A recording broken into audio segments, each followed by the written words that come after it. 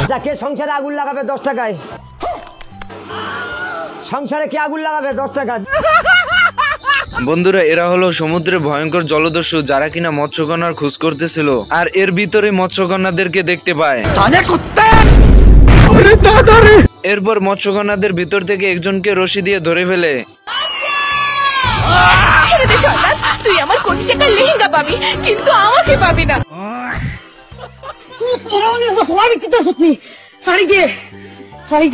মৎস্যকন্যাকে ধরে নেওয়ার কারণে পুরো সমুদ্রতে বিপদ সংকেত বাজিয়ে দেয়, যাতে মাছ, অক্টোপাস এবং অন্যান্য প্রাণীরা মিলে মৎস্যকন্যাকে উদ্ধার করতে পারে।